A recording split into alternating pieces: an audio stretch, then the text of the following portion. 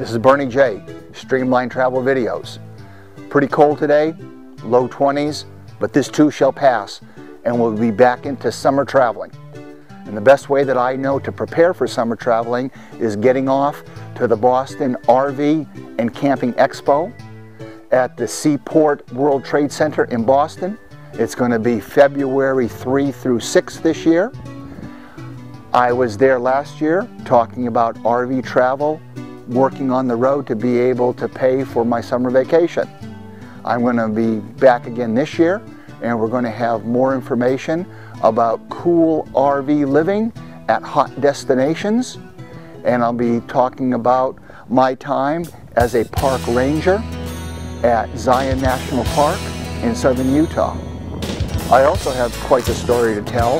Is that behind me is the new to me RV that we bought 2,500 miles away from home, and the tale that it took to be able to get it back here in the driveway.